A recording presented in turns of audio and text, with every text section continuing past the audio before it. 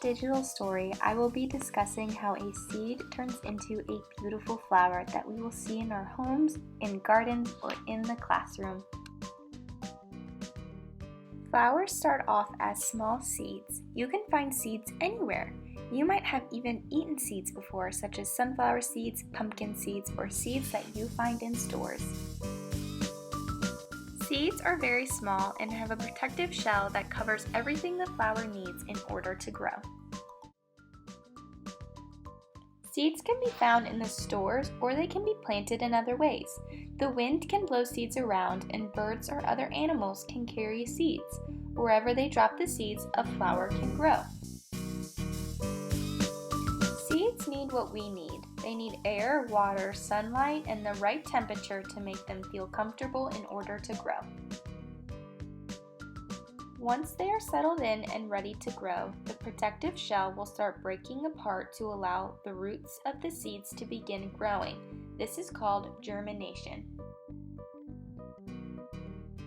After the roots begin growing from the seeds, the plants will start poking its way out of the ground.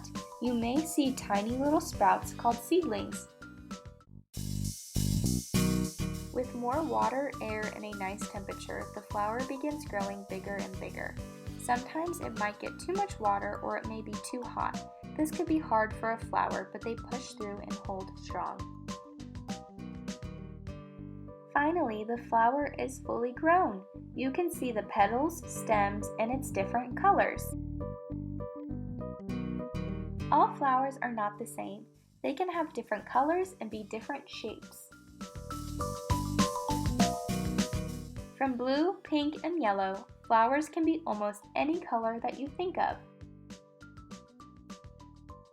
You might notice on the top of the flower that something looks like a yellow powder. We call this pollen. Pollen is important to flowers because it can help grow more flowers. Pollen can be carried by the wind or transported from flower to flower by insects. These insects land on flowers because they are attracted to their pretty colors. They want a closer look, and by sitting on the flower, they get rid of a bit of pollen on them. From there, they travel to the next flower. When they sit on the other flower, the pollen from the first flower comes off, and this is how pollen travels. This process is important because pollen helps to produce new flowers. Once pollen reaches another flower, it can become new seeds. This is called pollination. Once pollination is complete, the whole process starts back from the beginning. In summary, we discussed how a flower starts off as a small seed. We talked about how a flower will grow with the right amount of water, air, and the right temperature. Finally, we discussed how pollen moves from flower to flower in order to make new flowers.